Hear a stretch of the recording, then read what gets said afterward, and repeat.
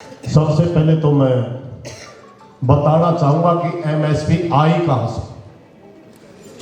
एक जमाना था हमारे देश के अंदर खाने का आनी नहीं था। अमेरिका से हमारे को खाद्यान्न मंगाना पड़ता था और पाकिस्तान के साथ हमारा युद्ध चला हुआ था।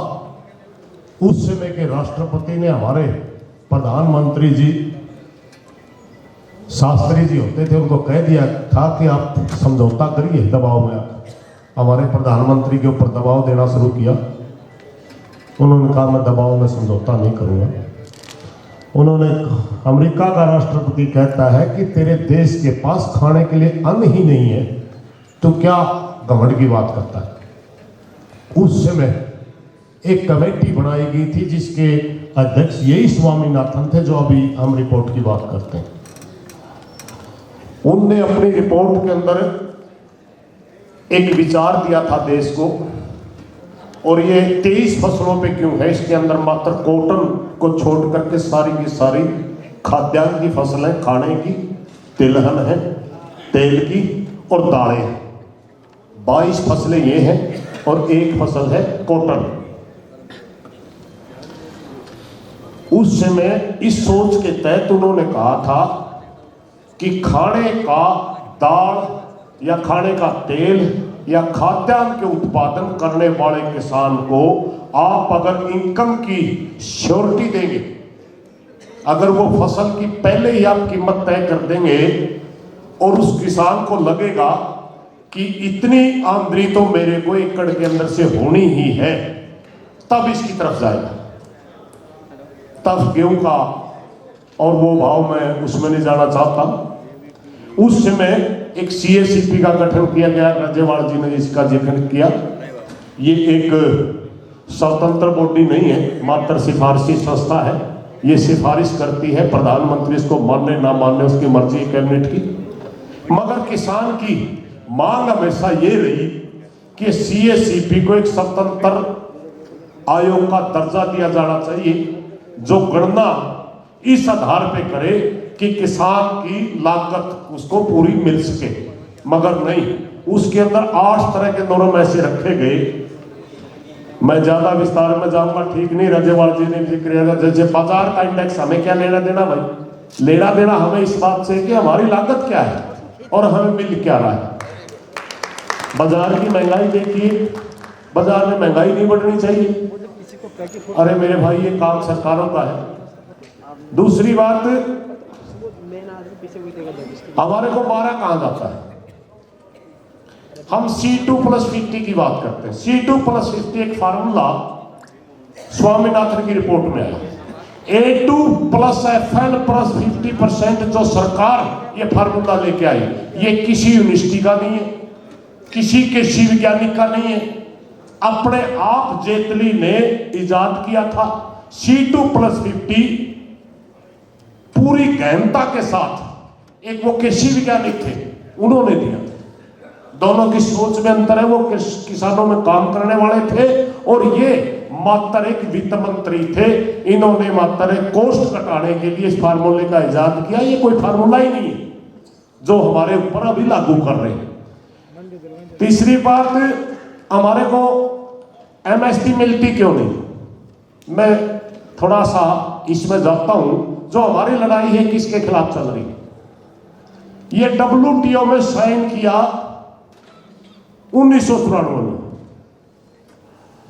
उस समय हमारे प्रधानमंत्री नरसिम्हा राव थे, हमारे वित्त मंत्री मनमोहन सिंह जी थे, वो लेके आए थे नीति। उसके तहत एक समझौता उस समय वो गैट आया था। उसके बाद एक 2000 में आया FTA, फ्री ट्रेड एग्रीमेंट। जब भी किसी फसल का हमें भाव मिलने की संभावना होती है, जैसे दालों का भाव मिलना संभावना हुई, जितनी इनकम ड्यूटी सरकार लगाती है वो फ्री कर देती है। पिछले दिनों आपने देखा हमारे को दाल का भाव मिलना शुरू हुआ, दक्षिण अफ्रीका से फ्री में दालें मंगा ली, कोई टैक्स नहीं लगेगा। हमारे मसाले का, दक्षिण भारत का किसान है, मसाले के उन्होंने अच्छे दाम मिलने शुरू हुए। उस समझौते के तहत इनकम ड्यूटी हटा ली गई। सारा का सारा हमारा काली मिर्च का और वो जो इलायची का जो व्यापार हमारा किसान था वो मारा गया, दक्षिण भारत का सारा। एफटीए के अंदर ले जाकर के अगर भारत सरकार मात्र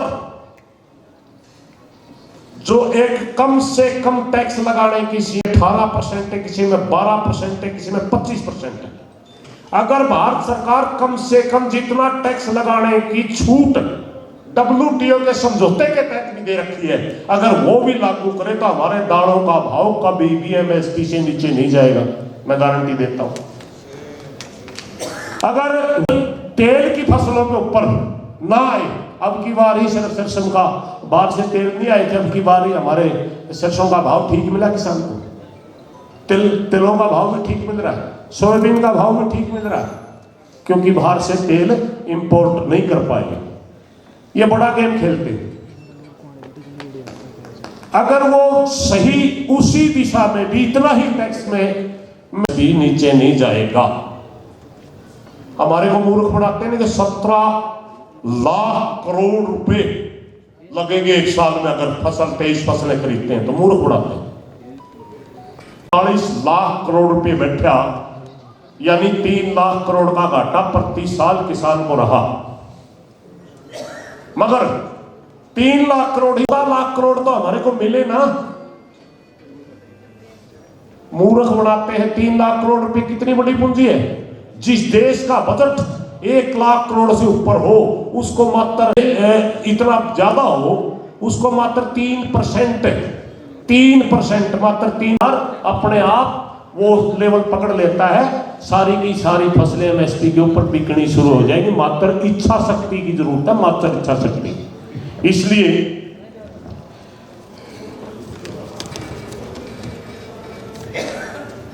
अभी NSO की रिपोर्ट आई है, प्रधानमंत्री जी बड़े बड़े डींगे आते थे कि 2022 में मैं इनकम दूनी कर दूंगा। एक किसान की आमदन मात्र 27 रुपए आई है NSO की रिपोर्ट में। अभी ये सर्वे सरकार का है, हमारा नहीं है। 27 रुपए में क्या कोई किसान गुजारा कर सकता है? मैं खेती करता हूं, अपने हाथ से करता हूं, ये सच्चाई है, मेरे घर जाके देख सकते हैं। 3 किले मेरे खुद के हैं, 3 मेरे भाई के हैं, 6 किले बोता हूं, और मुझे पता है मंडी के अंदर कैसे लुटा जाता। हमारे मंडियां जो तोड़ रहे हैं साथी, वैसे वो विषय अलग है, वो हमें तोल मोल की गारंटी देती थी। साथियों, मात्र मैं तो इस हाउस से जिन सांसदों ने बड़े अच्छे विचार दिए, उन्हीं विचारों के तहत मैं इस हाउस से प्रार्थना करता हूं कि एक मत से यह प्रस्ताव पास होना चाहिए कि पूरे देश के किसान को MSP के ऊपर खरीद की गारंटी का कानून बनना चाहिए। इससे पीछे किसान आंदोलन हटना ही नहीं चाहिए। हमारा एक पहले कृषि मंत्री होता था, वह प्रदेश अध्यक्ष हरियाणा का, वो कहता है किसान समझौता नहीं करना चाहते, वो MSP के ऊपर कमेटी बिठाई जा सकती है। कमेटी क्योंकि रिपोर्टों का हमें पता है। ये तो सरकार पहले ही कहती भाई मान लिया हूं 1 साल में वो लागू करने में सक्षम नहीं है।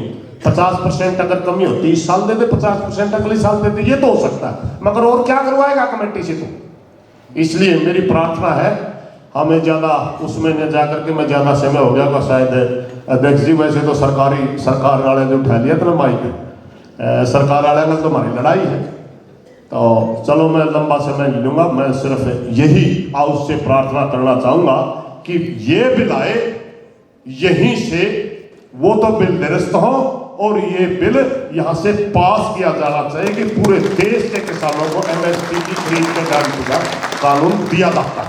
धन्यवाद। धन्यवाद।